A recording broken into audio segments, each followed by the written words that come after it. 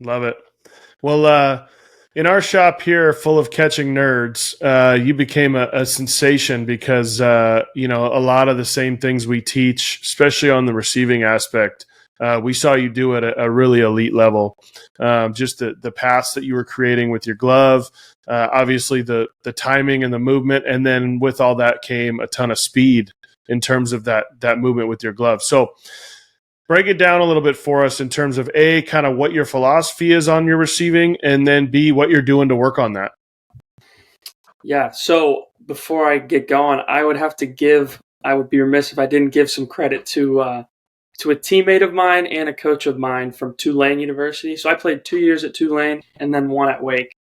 And when I showed up my freshman fall, I was just like a little kid traditional catcher. And I didn't know anything about knee down or glove loads or anything like that. I caught like a normal kid. And this fifth year, his name's Hayden Hastings. He's now a coach himself. Kind of taught me the way. Like he knew a lot of the stuff, had experimented with it himself, and we worked together all fall.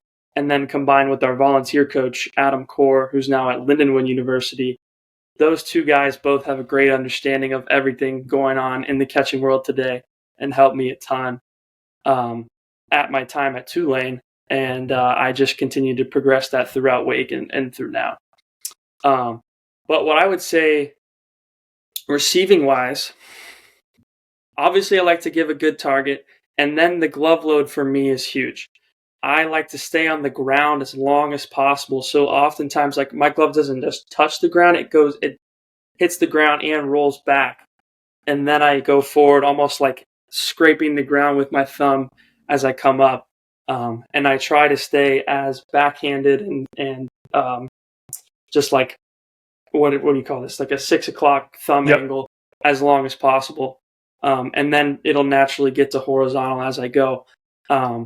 Early on, I had to do a lot of like training to trust staying on the ground. That was the hardest thing. But once you kind of get that and have more experience with it in the game, it gets super easier. And then another thing for me was like I would like try to go really high, so I had to kind of cut like put a ceiling on it a little bit. So now I just try to work as fast as I can to the ceiling and stop. So that's kind of a little bit of what I try to do.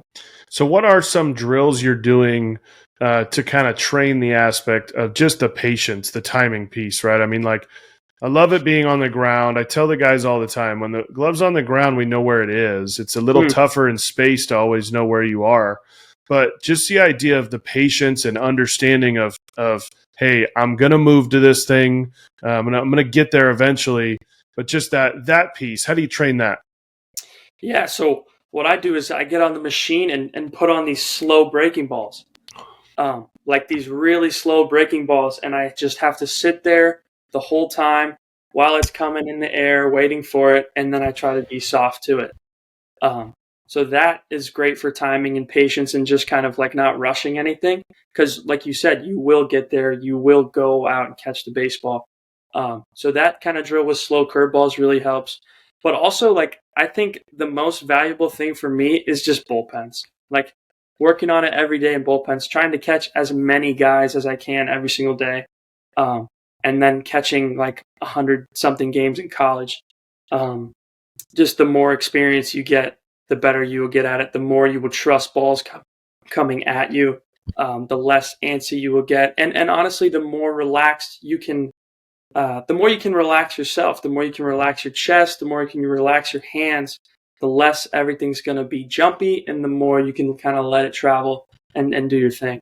So I think all of that is helpful. And obviously you do it with some ridiculous speed at times. And is that something that, again, you're training, or is that just your natural ability with your hands and more of just a timing component? Yeah, I'd say that just kind of shows up in the game. I don't know if I necessarily train as quickly as I can, but I definitely in the game I try to move it as fast as I can and stop. But yeah, I don't really know. The speed kind of just happens when I'm in the flow of the game. And catching for me is like it's a really fun art, and when I'm lost in that, it's just really fun. So the speed just comes naturally out of flowing in that kind of art. Awesome. So give us some other drills. I mean, obviously you're using the machine to create certain pitches. Is there anything else that you're doing just strictly on the receiving piece still? Yeah, so I would say another huge thing that helped me win pitches is like anticipating lanes per se and loading according to those lanes. So like um, sliders coming in this way, I want to meet it on that same plane. So my glove's starting target wise, but it's coming down this path and coming back into the zone on that path. And same thing for like sinkers or some changeups. It's coming here and around this way. So kind of just like matching the plane and bringing everything back to the middle, and anticipation wise. And even if it's not a huge like glove move, it's a mental thing too. It's like this pitch is coming this way. I need to position my glove to get around it and just like perceive that it's going to come this way so I can get around it.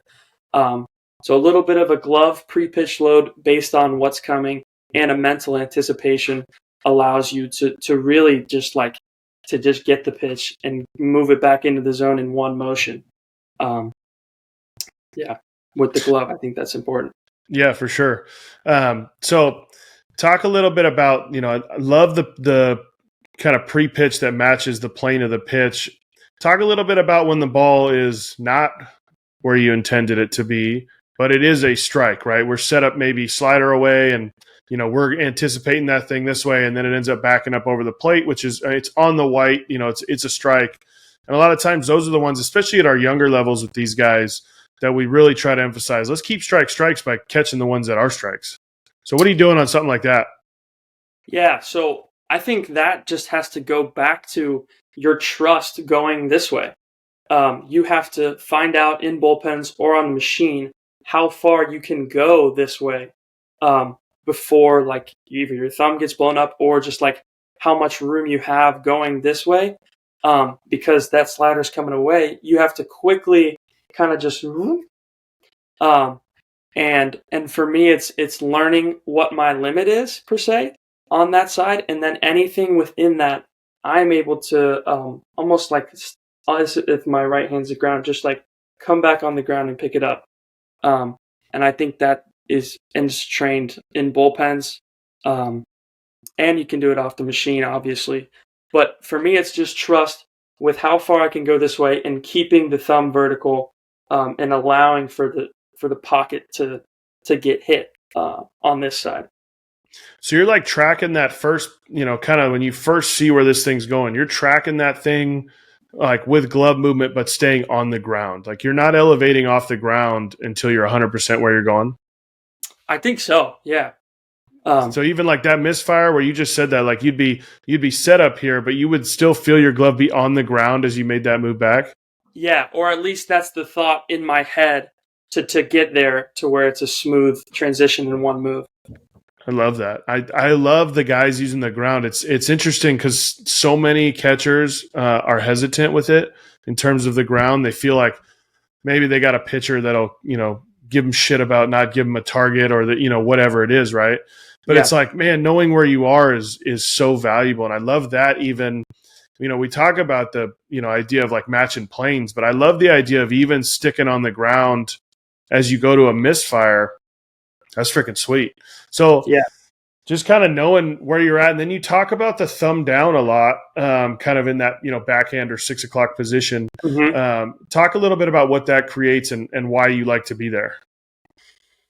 Yeah, so I start like normal glove target, say 3 o'clock. And then as I load down, it turns into 6 as I'm on the ground. And what that does, it just creates a pocket angle that gives you a ton of room for air and allows you to stay like low and smooth as you come up. And as you catch the ball, like for me at least, I'm always going to naturally come back to being horizontal. Like it just does. When you catch the ball, you come back to being horizontal. But if I'm loaded and then I leave that position early is when I get beat on balls here versus staying vertical throughout and catching the pocket and then coming back to horizontal. So I guess it's just the the trust of staying on the ground with that vertical pocket angle. And then the ones where it's not so great is when I come up early this way versus stay through it this way, because it's always going to come back to horizontal. So I guess that's a little bit of my thought process. That's one that's tough too. We find all the time is the idea that at the bottom they just want so badly to start turning that thing, and it just happens early, and it's like, no, just again, just like an infielder is gonna use the upper arm to make that move through the ball, not going to get wristy or turn that thing. It's the same idea where we're trying to get guys to understand that. So I mean, that's money, exactly what